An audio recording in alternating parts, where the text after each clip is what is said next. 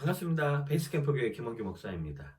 오늘 함께 하실 말씀은 신명기 10장 12절에서 22절까지의 말씀입니다. 신명기 10장 12절에서 22절까지의 말씀에는 하나님께서 이스라엘 백성들에게 요구하는 것이 있습니다.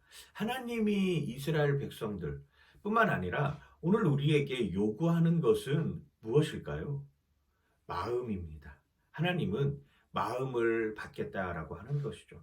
하나님은 돈을 요구하시나요? 아니죠. 하나님을 돈을 요구하시는 분은 아닙니다. 우리가 하나님께 마음을 드리고자 표현하는 방식이 돈일 수는 있습니다. 그런데 하나님 스스로는 돈을 원하는 것은 아닙니다.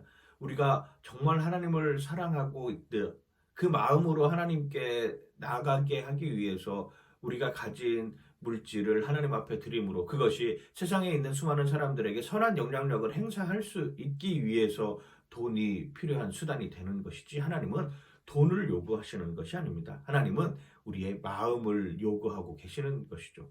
또 한 가지 무엇입니까? 하나님은 우리가 가진 지식을 요구하시는 것이 아닙니다. 내가 아무리 많은 지식을 가진다고 할지라도 하나님이 창조해 놓으신 이 무한한 우주의 지식의 경륜에는 도저히 따라갈 수가 없는 모습이죠. 하나님은 우리에게 지식을 요구하는 것은 아닙니다. 내가 가진 지식으로 뭔가 하나님의 뜻에 드려보겠다? 내가 가지고 있는 역량으로 뭔가 하나님과 일을 도모해 보겠다? 내가 가진 무슨 생각으로 하나님의 일을 함께 나가겠다? 뭐 동업자의 정신으로 같이 가겠다? 이런 것은 아니죠. 하나님이 우리에게 요구하시는 것은 마음이라고 하는 것입니다. 오늘 10장 12절에도 이렇게 표현을 합니다. 이스라엘아 내 마음 내 하나님 여호와께서 내게 요구하시는 것이 무엇이냐 곧 내 하나님 여호와를 경외하며 그의 모든 도를 행하고 그를 사랑하며 마음을 다하고 뜻을 다하여 내 하나님 여호와를 섬기고 마음을 다하라고 하는 것입니다. 사람이 마음이 가는 곳에 물질도 흘러가기 마련이죠.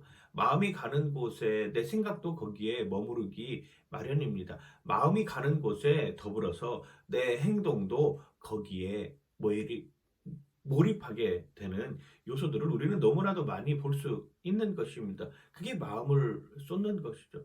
결혼하는 상대자에게 내 마음을 다 주어야 하는 것은 당연한 것입니다. 그런데 그 결혼하는 상대자에게 마음은 없고 돈만 요구되고 지식만 요구되고 다른 외형적인 모습들만 요구되기 시작하면 결혼 관계는 쉽사리 끝날 수밖에 없는 상황에 이르는 것이죠.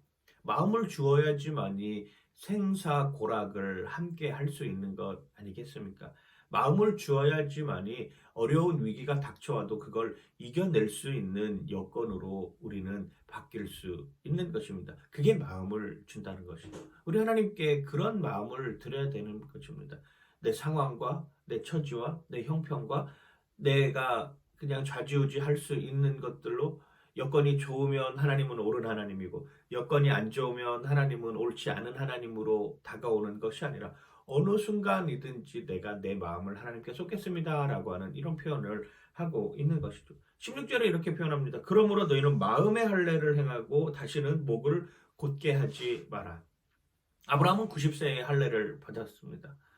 이제 나이가 많이 들어서 더 이상 내 스스로 할 수 없는 여건임에도 할례를 받은 이유는 무엇입니까? 그렇습니다. 내 하나님께 내 신앙을 고백하겠습니다 라고 하는 의지의 표현입니다. 내 마음을 다하는 것을 내 마음이 하나님 앞에 온전하게 드려지는 삶의 여건으로 살겠습니다 라고 하는 다짐의 표시가 할례였습니다. 그런데 할례는 중요하게 여기면서 마음은 하나님 앞에 드리지 않는 모습들이 점점 많아졌다라고 하는 것이죠. 목이 곧았다라고 하는 것은 교만해졌다라고 하는 것입니다. 특별히 종교적인 의식을 행하는 제사장들 같은 경우에는 더 그러한 허례허식이 많아졌다라고 하는 것입니다. 마음은 안중에도 없는 채 그냥 형식적으로, 의식적으로, 습관적으로 일을 치르는 모습들이 너무 많이 존재하여서 목이 곧았다라고 이렇게까지 표현하고 있는 것이죠. 오늘 우리의 삶도 마찬가지입니다. 형식에 얽매인 나머지, 습관에 얽매인 나머지, 예전에 그렇게 했던 것에 얽매인 나머지 정말 그 마음이 하나님 앞에 있는지 고민해 봐야 되는 것이죠. 물론 형식이 완전히 중요하지 않다라고 하는 것은 아닙니다. 그런데 마음이 없는 형식은 마음이 없는 할례와 똑같은 것이고 마음이 없는 형식은 마음이 없는 세례와 똑같다라고 하는 것이죠. 그걸 하나님은 목이 곧았다. 결국 교만했다. 네 스스로 네 방식대로 네가 하려고 하는 생각대로 한다라고 하는 것을 경고하는 경고의 메시지입니다. 구별은 없고 차별만 있는 이런 세상으로 달려가고 있습니다.